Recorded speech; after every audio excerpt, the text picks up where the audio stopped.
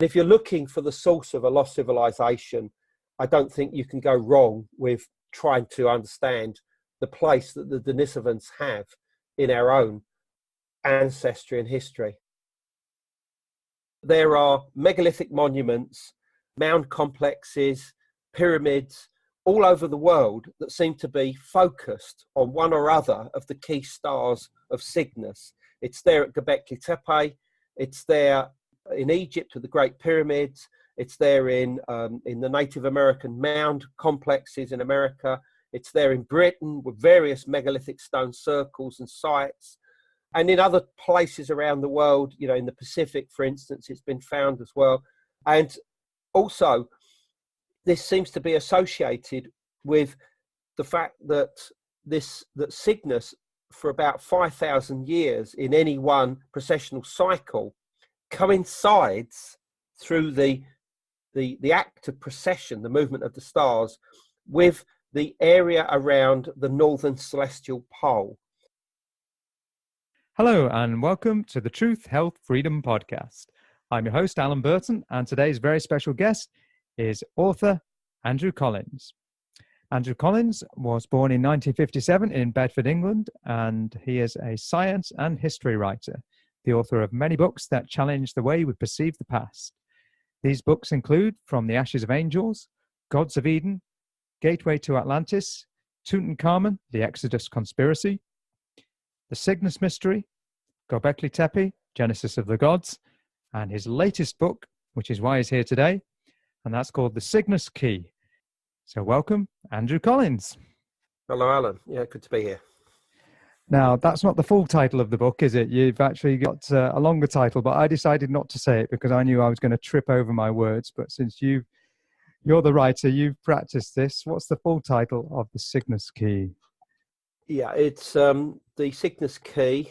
Then after that, the Denisovan Legacy, Göbekli Tepe, and the Birth of Egypt. So the publishers like long titles as it gives lots of buzzwords to use. So that's the reason for that. Okay, it's an intriguing title, starting with the Denisovans. Now, I've heard a little bit about them, and I know they're some kind of hominid species that lived a long time ago. What more can you tell us about the Denisovans, and how do they connect to all these places like Göbekli Tepe and ultimately to ourselves? Well, we didn't know anything about them until 2010, when the genome, that's all the different genes that go to making up every part of the body, was examined of a finger bone that was found in a cave in southern Siberia at a place called the Denisova Cave. That's in the Altai Mountains. It's in Russia, but it's very close to the borders with Kazakhstan, China, and Mongolia. And initially, the bone was thought to possibly be from one of our, ancestors, most likely the Neanderthals, who we'd already sequenced their genome. So, it should be very similar to that. But when the tests came back, the results showed that this belonged to a type of previous human species or type that we had no knowledge of whatsoever. And because it was found in the Denisova Cave, it quickly became known as Denisovans, although some people like to pronounce it Denisovan, but I think that's the posh way. I like the common way of pronouncing it, Denisovans. And what do we know about these individuals? Well, although so far very few pieces of actual fossil remains, in other words, bones and teeth, have been found, what we can say about them is that they existed from Central Asia eastwards, possibly into the area of China, the Russian Far East, Southeast Asia. But their last big stronghold was unquestionably southern Siberia. This seems to be a central area. Their bones seem to suggest that they were of extreme size, much bigger than us, and also that they were incredibly sophisticated and show evidence of advanced human behavior, almost to the point of civilization. For instance, they created incredible jewelry made of polished green stone called chlorite. The item which I'm referring to, and I can see in my head, is a bracelet which is beautiful. I mean, it's only in fragments, but there is a hole pierced through it. And scientists looking at this hole can see that it's the rate that the hole was created by some kind of drill was so fast that it was comparable to a modern day drill. I mean, that's just extraordinary to start with, because firstly, this item is 60 to 70,000 years old. And secondly, it's considered definitely to be made by the Denisovans, because it was found in the layer of activity, the occupation layer, that they themselves, were present within this cave, in Siberia. And beyond that, the first ever bone needles were made by them, which means that they were wearing tailored clothing as much as 50,000 years ago. They would seem to possibly have domesticated and ridden horses. They possibly created the earliest musical instruments in the form of a whistle or flute, the remains of which were also found in the Denisova Cave. And also in the very area of this Denisova Cave, there's lots of other evidence of the firsts of humanity. For instance, the earliest evidence of a type of stone tool technology known as pressure flaking, which is something that becomes very popular and very important to the creation of stone tools and spearheads at a later point, begins at the time of the Denisovans. Plus, on top of this, there is evidence of sophisticated evidence of eclipse cycles and the tallying of the moon within certain bone plaques and peck marks within them that have also been found in the area of the Denisova Cave as well, which is too coincidental and seems to suggest that the Denisovans may have been the origin of a lot of ideas to do with the monitoring and recording of the movement of the moon, of eclipse cycles, and almost certainly the movement of the stars as well. And that they may well have been responsible for some of the earliest forms of shamanism or animism, involving certain animals, particularly the swan, which is one of the reasons why the book's called the Cygnus Key, because obviously Cygnus means swan in Latin, and it's also the name of a constellation.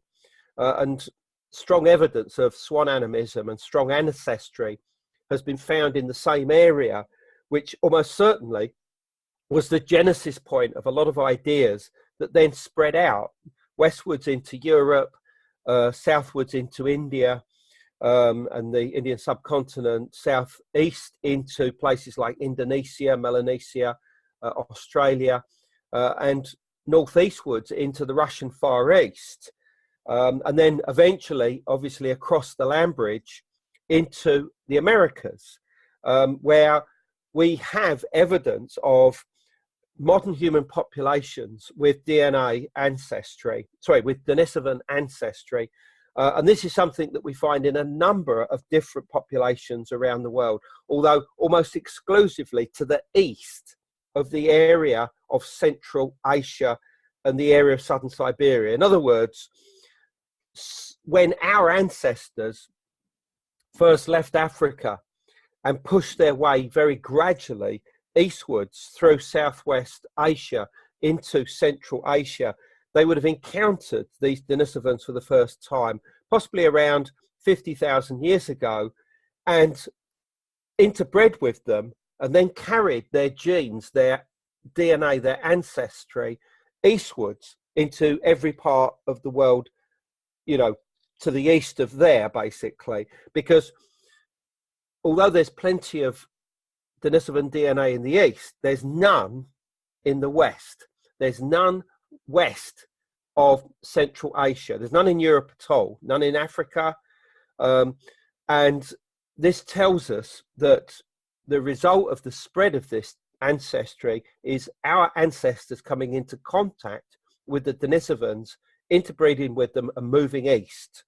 And that's very, very important, because obviously the fact that there are various modern human populations that still have this DNA tells us how far these descendants of the original Denisovans reached. And bearing in mind that the last of the Denisovans was probably around 40,000 years ago. They seem to die out after this time. What happened to them, we don't know. Maybe they were on their last legs anyway at this period, or maybe we killed them all off. We don't know. But that's essentially the story of the Denisovans. But the importance of this is that it would seem as if they had a different mindset to us. The genome has revealed that they had genes that relate to autism. Now, this doesn't necessarily mean that they were autistic in the same modern sense of the word, but it means that their minds may well have been different to ours, that they saw things differently. You know, they were able to record information, perhaps to do with numbers and sequences and cycles, on a level which we wouldn't even contemplate today, although obviously it's something that we see within autistic people. You know, I mean, obviously everybody's seen the film Rain Man, you know, and the idea of collecting and remembering incredibly long sequences of numbers and dates, and, you know, and these can be used to project forward, you know, to certain dates in the future or certain mathematical outcomes or whatever. And it does seem as if the Denisovans had this type of mindset, which might explain why they were so interested in things like eclipse cycles, in my opinion.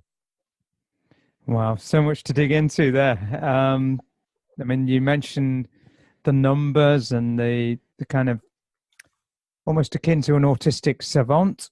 I did read somewhere, I think it might have been on your website, you mentioned something about numbers and music, numbers and frequencies, and how that seemed to tie into the Greeks there. So what more can we learn about these numbers? Well, I mean, the numbers themselves seem to recur in myths and legends around the world, from Southeast Asia to Indonesia to India, Mesopotamia, Northern Europe, China, and various other countries. And they seem to have certain recurring numbers: 54, 108, 216, 432, 864, things like this. And these appear universally around the world, and nobody has really understood where they come from. But what I show in the Cygnus Key is that they are synchronizations of long-term eclipse cycles known as the Triple Saros cycle, with the movement of the stars through the consequences of something called precession, axial precession, which means that the background of stars moves around 1 degree against the local horizon every 72 years. And the synchronization between the movement of the stars and eclipse cycles generates these numbers, particularly the number 432, which is the base number that you find in all of these different mythological and cosmological traditions around the world. And that's merely a synchronization between the precessional cycle, which is based on 72 years, and the Triple Saros cycle, which is based on 54 years. But, you know, the importance of this with music is the fact that with a autistic savant-like mindset, through something called synesthesia, the brain confuses one thing with another, which means that certain numbers can have color or shape or sound, and sound can have certain shape and color, etc., etc. And this is something that's extremely common within the autistic savant mindset. So it wouldn't be very long before anybody with this type of mindset, particularly if there were, you know, societies where there was a lot of people that had something similar going on, would start to project these numbers into art, into architecture, into music, because very clearly they're all interrelated. And within music, you talked about the Greek myths and legends. Well, we all know that people like Pythagoras and Plato saw the universe as composed of certain key numbers and also certain sounds, which they referred to as the music of the spheres. Now, these music of the spheres were the inaudible sounds that were made by the planets and the fixed stars. Okay, now, so in theory, you couldn't hear them normally. However, under certain conditions, you could recreate them with what were known as the musical intervals.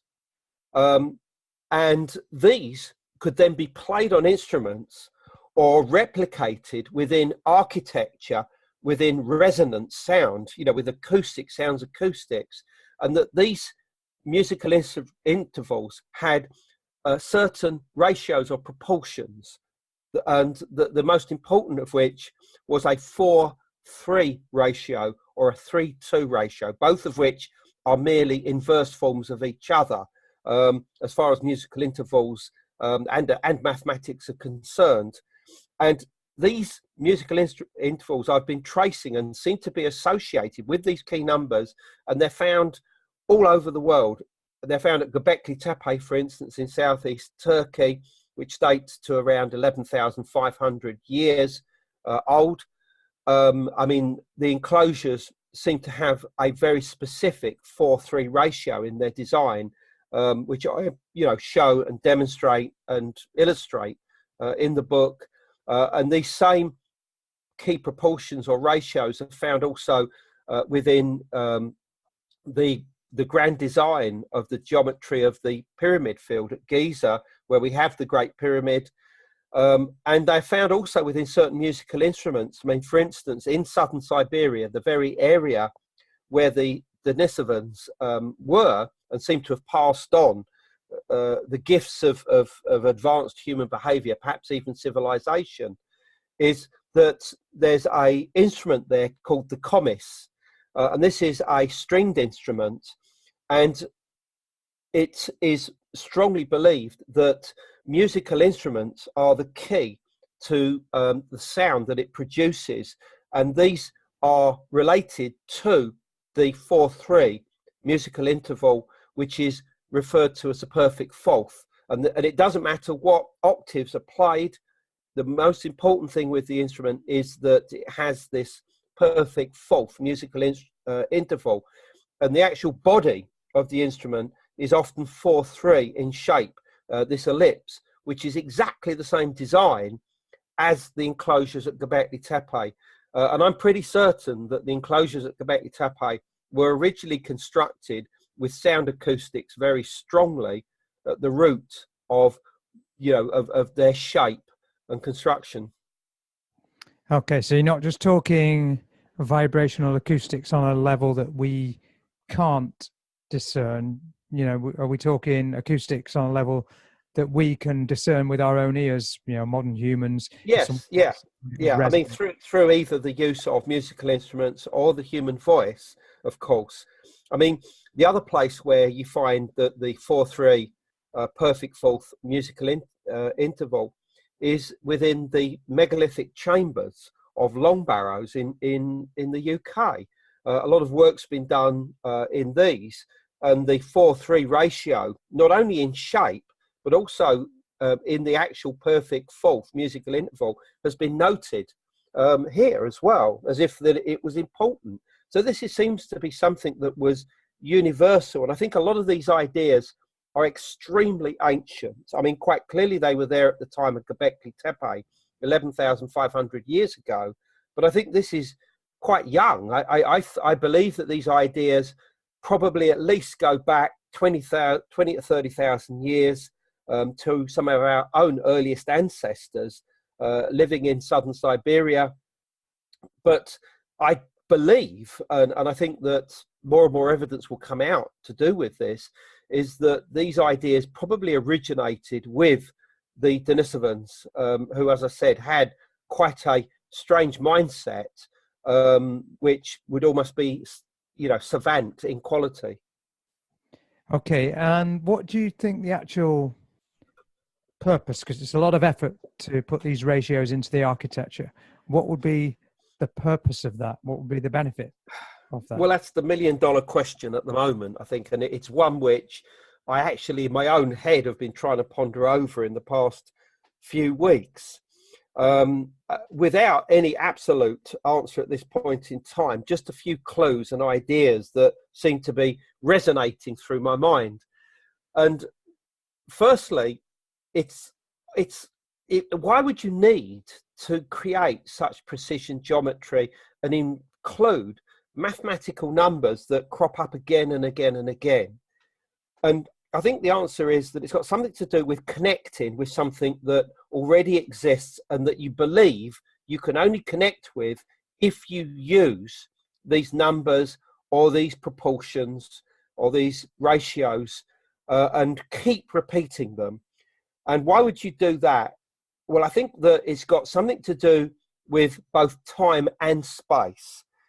Time, because it seems as if there is a built-in element, particularly with things like the Great Pyramid, to do with time factors, whether it be, I mean, obviously the most obvious thing that the Great Pyramid is, for instance, is a tomb, although not a tomb in the manner that we see it, in other words, like a tomb you'd find in a churchyard. They seem to be more correctly Ascension Machines, quite literally. In other words, that if there was a pharaoh or a king placed within a certain chamber, within the Great Pyramid, for instance, the idea would be to project his soul, his essence, his eternal spirit into some kind of cosmic environment. And it would seem as if this was something that had to take place for eternity. And eternity is something that's based on time. In other words, the idea that it's projected forward inevitably into the future. And I think that this is associated with time cycles and the passage of time, and not just the passage of time, by looking at a clock, but the movement of the earth, the revolution of the earth, the movement of the stars. All of this would be like some huge cosmic clock in motion, which would generate certain numbers that would have to be used and utilized to connect with this huge, great cycle of movement across time.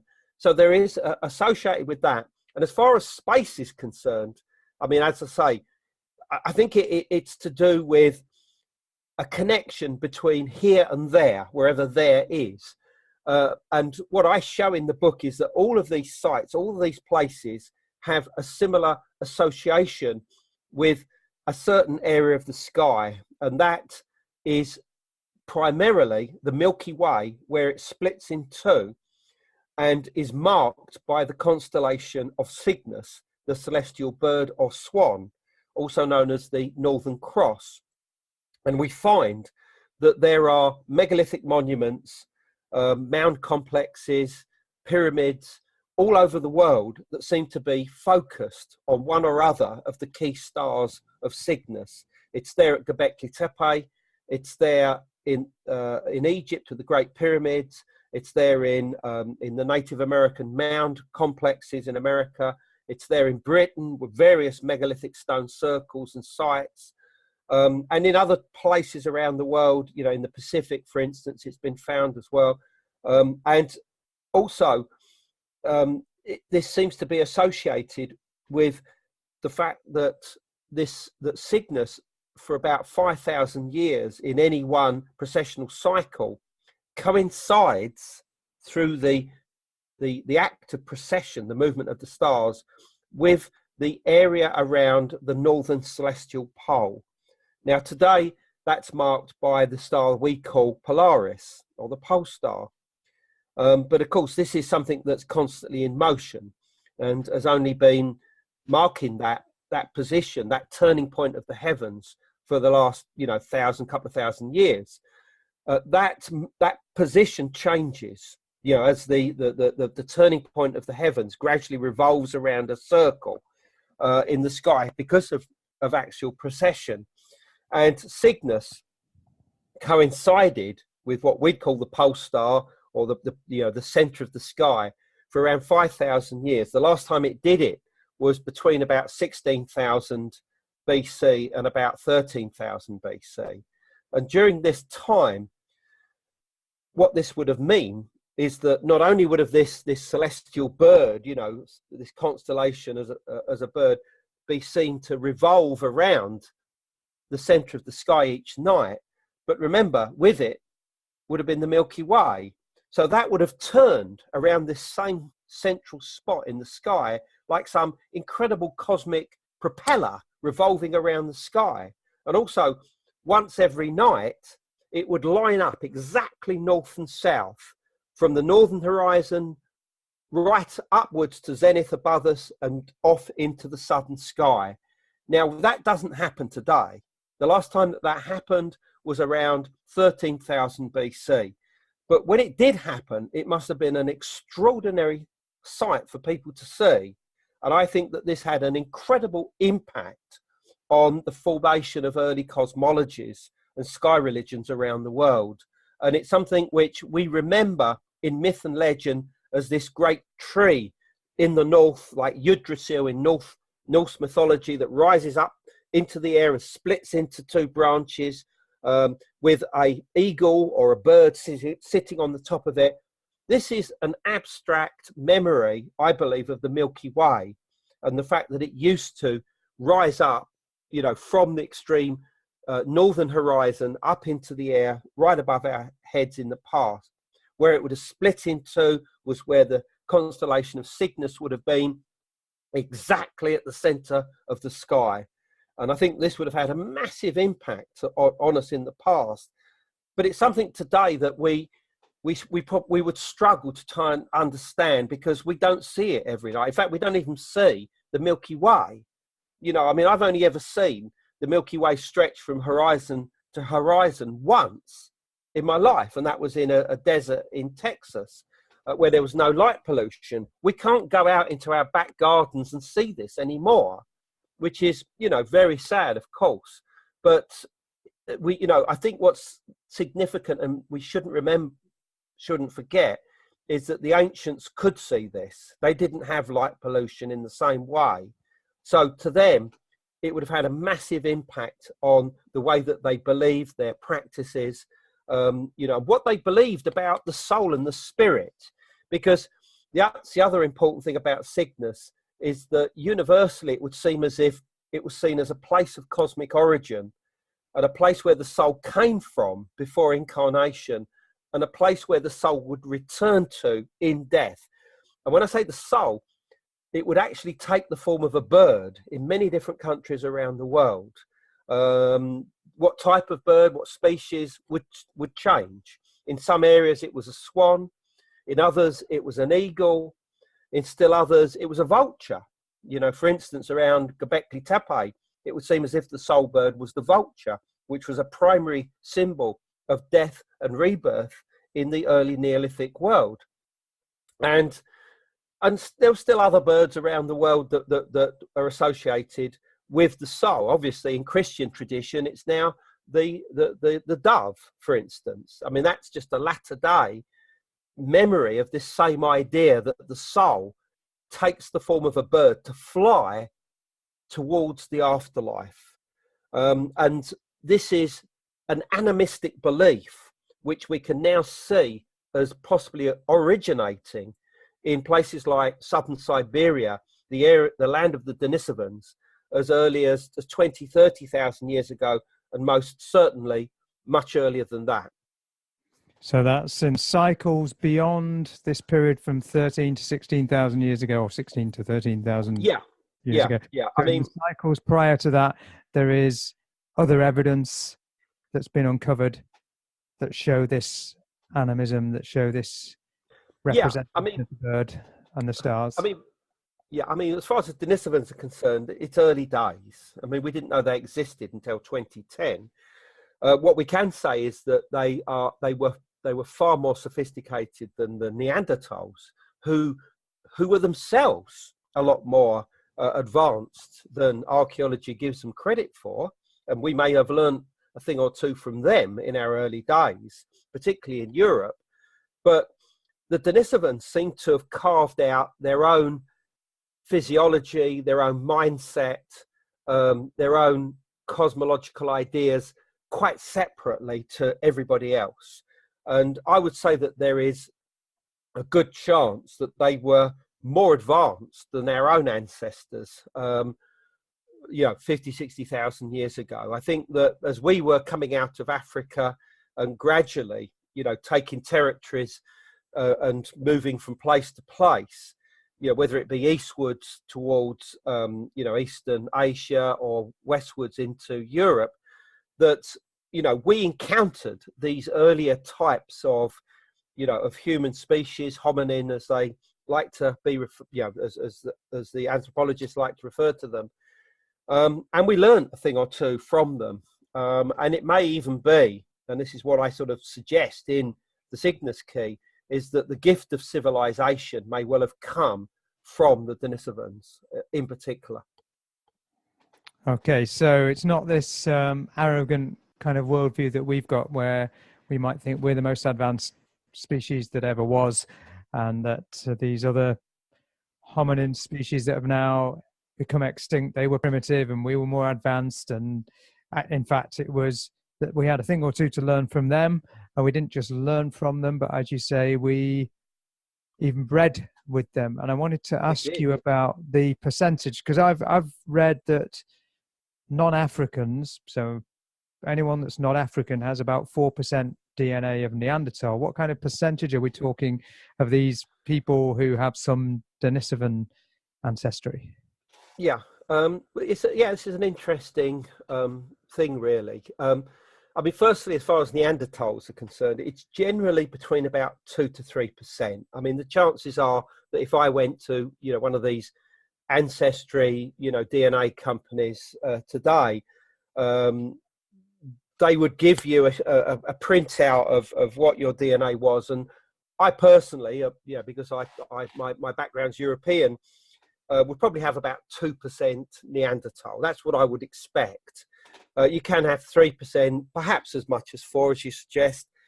But with Denisovans, as I said earlier, it's only people generally in modern populations from Central Asia eastwards who have Denisovan DNA today.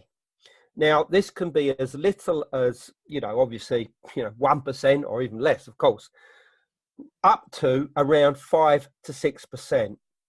The populations with the highest amount of Denisovan DNA are in the areas of Northern Australia, Papua New Guinea, Melanesia in general. That's the area. There's quite high amounts in certain places in Indonesia, in China, the very edges, and also in southern and eastern India. That's the other place where quite a lot of it's found. And weirdly enough, only last night I was actually doing a Denisovan DNA map for a new book, which I won't talk to you about today. So in other words, I was able to put these circles in different colours, showing where it had all gone. So in my head, I can tell you virtually every country that Denisovan DNA is found. And what is very, very clear is that the modern populations that have it in large quantities are almost on the edges of the extremes that our ancestors reached, possibly as early as 50 to 40,000 years ago. And we're talking about places like, as I say, Melanesia, Australia, Eastern India, the Russian Far East, Japan, places like this. Now, it's probably a good way of looking at the spread of Denisovan DNA in modern human populations. It's almost like the waves of the ocean gradually moving eastwards or southwards from a certain point, and where the waves finally lap on the beach and end, and you have the flotsam and jetsam left behind, in a way, that's the places where the highest levels of Denisovan DNA are found. In other words, the most isolated, the furthest reaches that our ancestors, got with the Denisovan DNA at a very early age, as I said, 40, 50,000 years ago. Because what obviously happened after the Denisovans died out about 40,000 years ago is that more of our ancestors swept across the same areas, but now they weren't picking up hardly any Denisovan DNA. So they were now whitewashing or watering down the level of DNA that had already moved eastwards, so that the only areas that have high percentages left are those that are the most isolated areas, the most isolated environments geographically, like, and also places like mountains, extremely high or cold environments as well, like the Russian Far East, places where it could remain in isolation for tens of thousands of years. And obviously there's much lower levels in other populations like the Han Chinese, for instance, say various peoples in Southeast Asia and Melanesia and whatever. But one little interesting point is that there is only one tiny area in Europe that does have Denisovan DNA, and that's in Finland. Why is it there?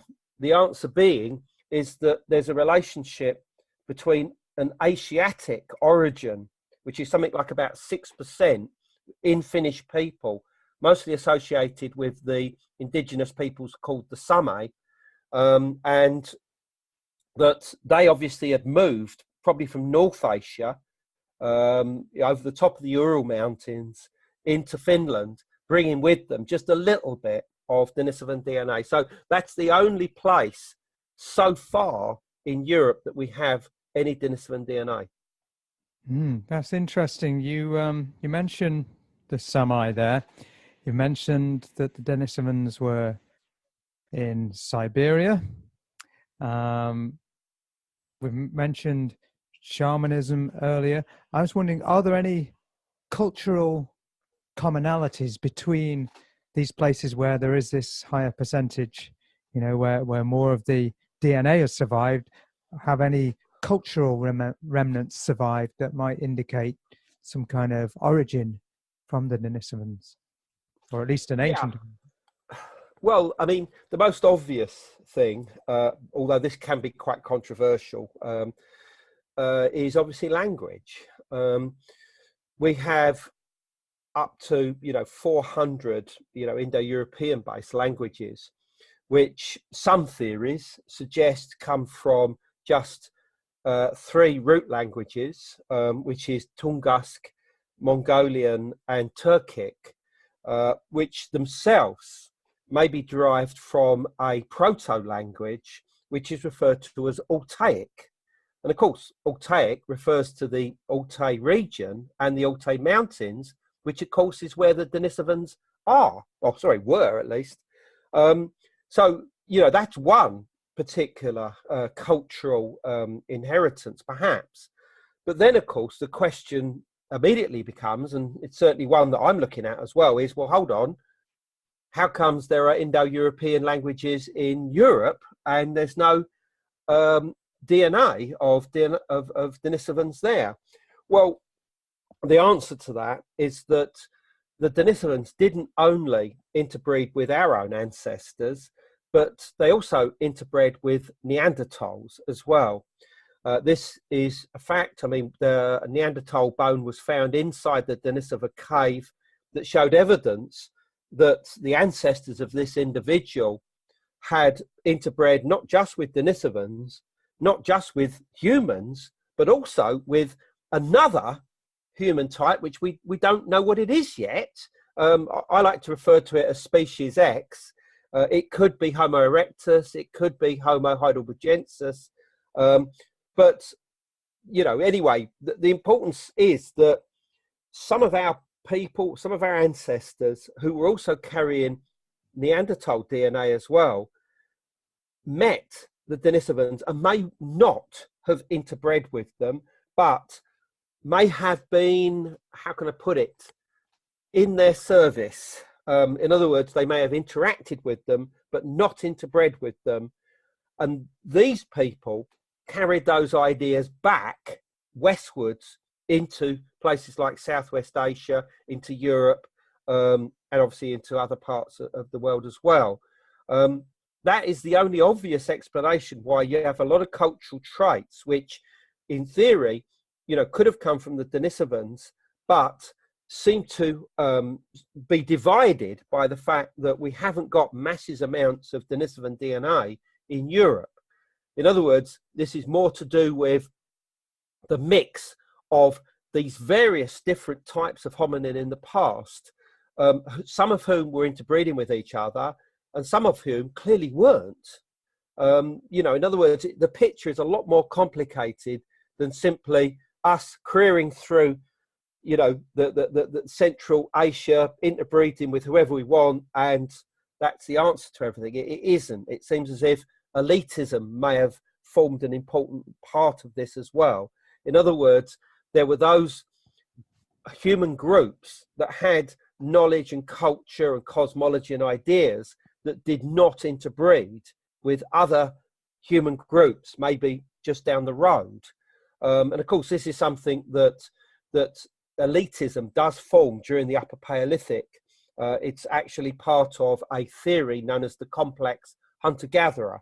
And this is the idea that certain family groups would rise above the others, would take control of certain commodities or sites that were important to, areas like areas where certain types of important minerals used to make stone tools would be found, like obsidian and flint and things like this.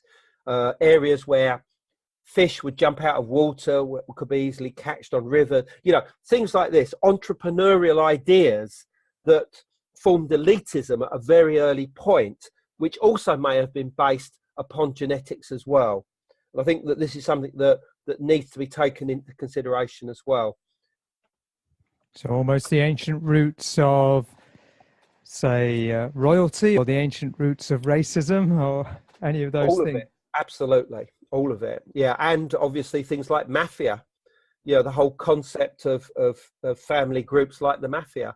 Obviously, I don't want to use terms like that for our Upper Paleolithic hominin ancestors, but you get the idea that a lot of these concepts are not new. They probably have been around since the beginnings of modern humans 40,000, 45,000 years ago, and may well be to do with the ancestry that we inherited either from the Denisovans or the Neanderthals. Mm-hmm. So I just wanted to ask you, early on you said about how ancient these Denisovans might be, the remains that were found and the bracelet that might be 60, 70,000 years old. How old do we think, or do you think, do scientists think the Denisovans are, and how does that compare to the age of what we now think humans are, or what you think humans are, or the original hominids coming out of Africa? Yeah, there seems to be a common ancestor between modern humans, Neanderthals, and Denisovans. As to what that is, that's still debated. But it would seem as if there was a split between our ancestors and those of the Denisovans at an early point. We're talking perhaps as much as 700, 800,000 years ago. And then very soon after that, the Neanderthals split off this same common ancestor line, and that we then take a separate course, or there's another theory. Let's put another theory in: is that we split away, and that the Denisovans and the Neanderthals carried on together as one for a short period of time, only a short period of time, maybe, I don't know, let's say 100,000 years, and then the two split. So there are different ideas that are coming up, both from the nuclear DNA and also from the mitochondrial DNA. So, there are different ideas. But anyway, the importance here is that the Denisovans have a very long ancestry of their own that could have lasted for as much as several 100,000 years. Now, that's a hell of a long time to learn things. Whereas ours, it's considered that, we only really came into existence, the latest estimates, around 300,000 years ago. So we're much younger, certainly in our evolution, than what the Denisovans were, and of course even the Neanderthals, who also would have had a similarly long ancestry like that of the Denisovans. So in other words, that's a long time for the Denisovans to develop their own physiology, their own mindset, their own style of life, if you like. And they could have picked up a hell of a lot during that time. And I think that this is one of the reasons why they possibly were more advanced than us when we first encountered them around 40 to 50,000 years ago, most likely in Siberia. But it isn't just Siberia. I mean, that's where we've got the anatomical evidence. And, that is meager evidence. But, there are links and chains here because there are various skulls that have been found in places like China and also in Taiwan, particularly the so-called Pingo Skull, which was found in the Pingo Channel off of Taiwan a few years back, and is a massive, massive skull. Say jawbone, it's not the full skull. And this is being touted now as possibly being of Denisovan origin, which would be more evidence that they were of extreme size, perhaps even what we might even describe as giants, or that word has terrible connotations. And the interesting thing about the Pingo Skull is that it is extremely similar to those of the Homo Heidelbergensis, who is another hominin who may actually have been the common ancestor of modern humans, Neanderthals, and Denisovans. And this is a very, very interesting point. The first ever skull of a member of the Homo Heidelbergensis hominin group was found at a place called Mauer in just outside of Heidelberg in 1907. And it's massive. It's a huge, huge jawbone. And it's got teeth, massive teeth, again, very similar to the Denisovans. And it seems as if there is a relationship somehow between the Denisovans and Homo Heidelbergensis. It could even be that the Denisovans are the direct descendants of Homo Heidelbergensis. And there is an even closer link because in Spain, the fossil remains of hominins were found inside a cave, which I'm not even going to try and pronounce the name of, dating to about 430,000 years ago.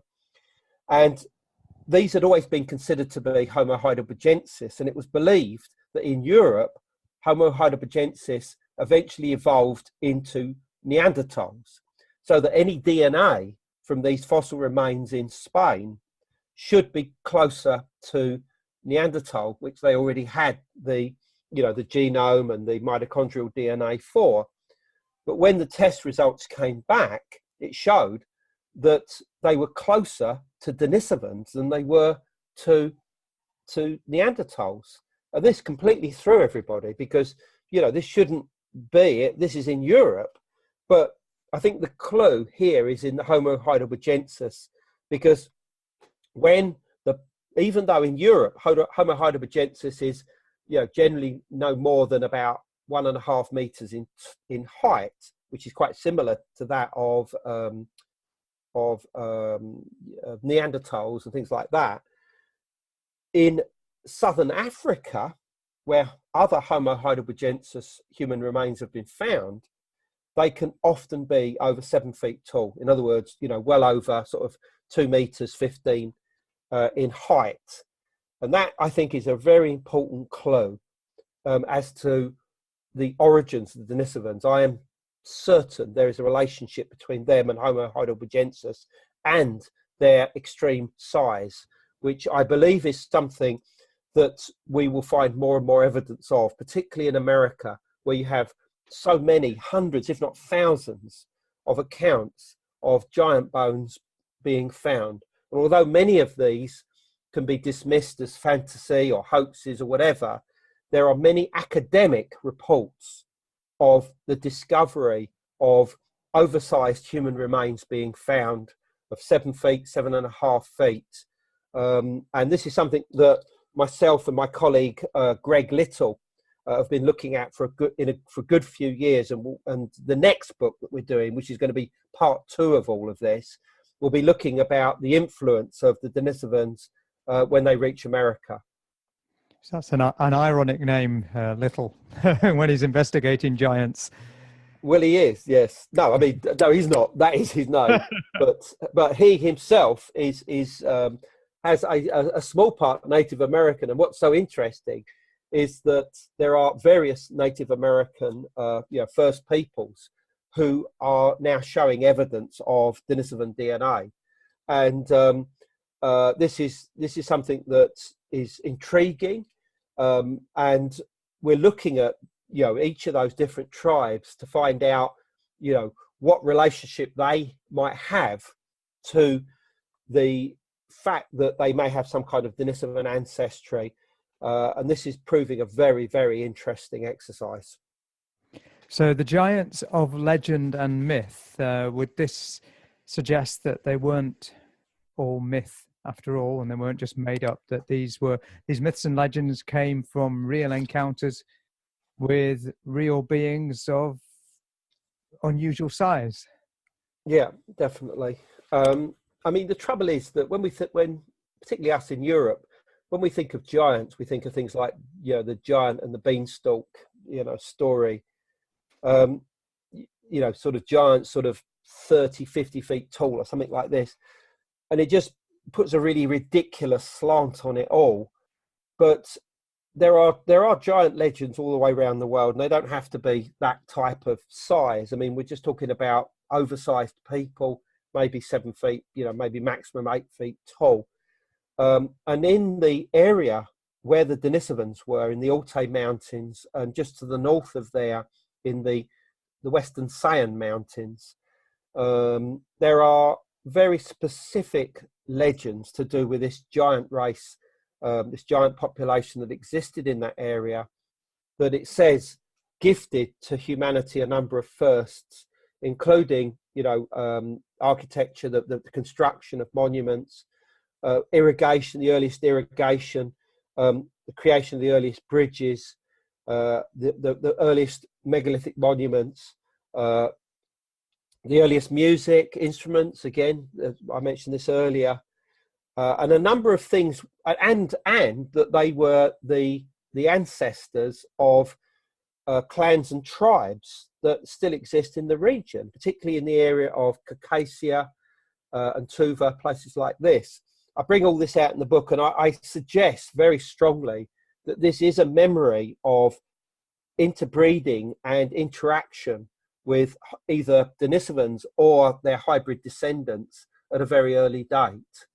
And I think this is actually quite likely, in all honesty. I think that this is, I mean, all of these ideas are going to be new to a lot of people, but my colleague Graham Hancock, he's also onto them as well. He went out to the Denisova Cave last October.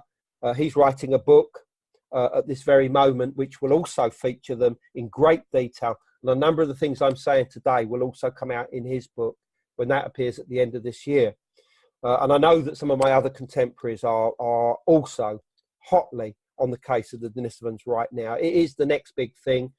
And if you're looking for the source of a lost civilization, I don't think you can go wrong with trying to understand the place that the Denisovans have in our own ancestry and history right now. Okay, that brings me to something that I feel is quite important that I wanted to ask you, because I'm aware we've got limited time. So this is, everything you're saying is helping us to understand our past. I was wondering, other than it just being fascinating and interesting and intriguing, how can the knowledge of where we come from and of great ancient civilizations and ways of life. How can that help people today? How can that help improve the lives of people today if we get to know more of this? Well, there's probably just two ways of looking at this that come into my mind as you speak.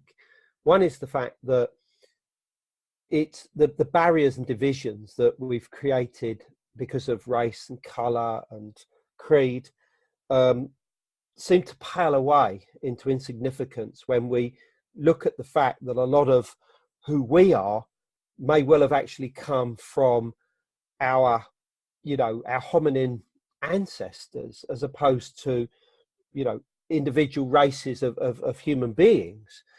I mean, anthropologists like to see us all originating in Africa and all coming out hand in hand, a couple of 100,000 years ago, and that we're all one, which is, nice and very idealistic. And in some ways that's not untrue. However, the picture now is that we clearly interacted with these existing hominin species who already existed in the very areas that we're going into. And we're talking about Neanderthals, Denisovans, Homo erectus, and perhaps even more than that. And that this is what molds us into the individuals we are. And that puts a whole different slant on everything. Now, clearly, everybody has to be careful here, because, nobody wants to fall into the same, problems of racial ideas and things like this. So in many ways, although you're taking it away from any kind of divisions within, our own modern humans, you're also creating new ones by suggesting that we may have been inferior to Neanderthals or inferior to Denisovans. So it's a very, very touchy subject, really. And I have to be very, very careful with what I write, in all honesty. I mean, I went through this current book with a fine tooth comb, making sure that no statement that I made would upset anybody. I mean, it's part of the world in which we live in today, and we have to accept that.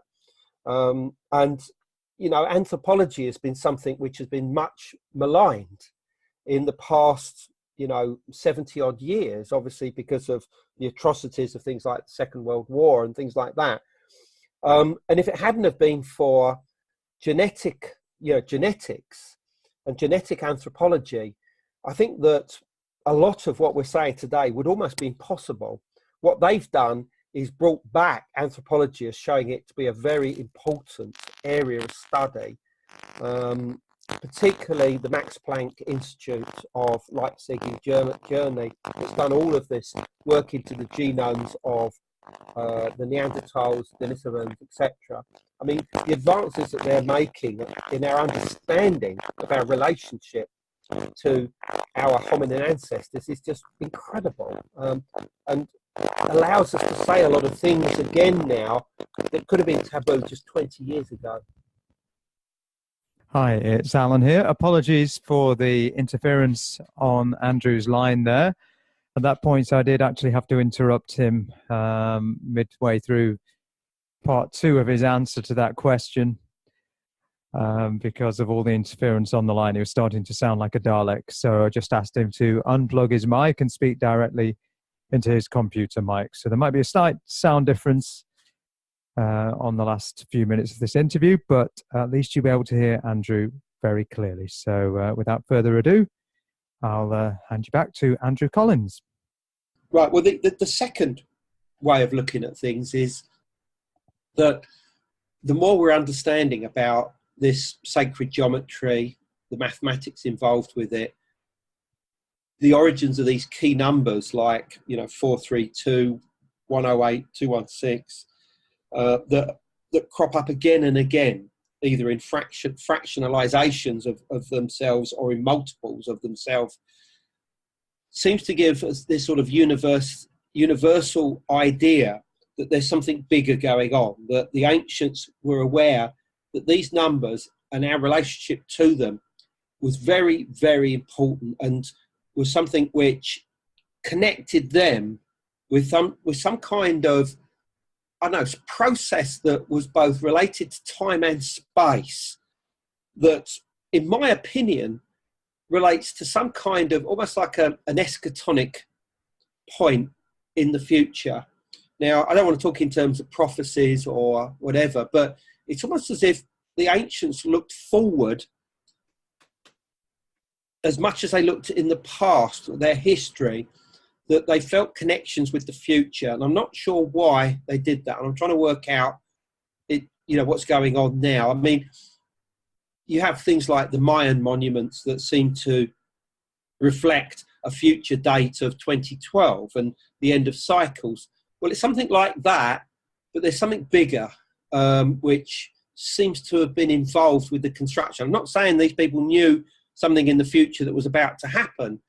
I just think that for some reason they saw certain points in the future as significant, and that they used this information to encode it within the mathematics and design of buildings worldwide. And the only thing I can link it with at this time is that it's a strange coincidence that many of these sites are also aligned to the same area of sky, and that's the area of the Cygnus constellation. And, maybe it's fantasy, imagination or not, but I get the sense that the ancients knew something that we're only beginning to re-understand for ourselves for the first time today. And I think that with that, I'll probably leave the matter. Brilliant. Thank you very much. Thank you so much for your time. Just before we finish, where can people learn more about your work, and where can people buy the new book, The Cygnus Key? Right, The Cygnus Key, also with the subtitle, The Denisovan Legacy, Göbekli Tepe, and The Birth of Egypt, is available from Amazon, Barnes & Noble, online bookstores, and you might find it in your own local bookshop if you're very lucky. And I mean, if you want to know more information about this, andrewcollins.com, which is my website. There's loads of articles already on this subject and about Göbekli Tepe and Cygnus and Denisovans. And there's lots of stuff on YouTube as well by me on Denisovans already. So that should keep you going. And if you want to contact me about this subject, I'll be more than happy to hear from you. There's an email address on the website. So, and obviously follow me on Facebook and Twitter. Okay. That's about it, really. Are you running any more tours? I know you've done some tours. Oh, yeah. Sorry, I should mention them, shouldn't I? Yes. I mean, look, we do tours around the world, not simply because we like going to nice, pretty places, because it helps us on research. It allows us to do new research off the back of them. And we're going back to Göbekli Tepe and Turkey in October. Next March, we're going to Cambodia and Java, Gunung Padang in Java, which is a very important place. Then next July, this is the big one. If you are interested in the Denisovans, we're going to southern Siberia, going to the Denisova Cave and all the sites that we think may have a link with the Denisovans next July. So that's July 2019. We're just finalising the last tweakings of everything at this very moment, but all the details are already on the site, andrewcollins.com. And then we're back to Egypt next November 2019 for a big tour. So they're all there. If you're interested in all this, just come on to www.andrewcollins.com. Fantastic. It's been a real pleasure, a real education, and I look forward to reading the book and learning a lot more. So, Andrew Collins, thank you very, very much for your time here today. Right. Thank you, Alan. Appreciate it. Thank you. Cheers. Bye-bye.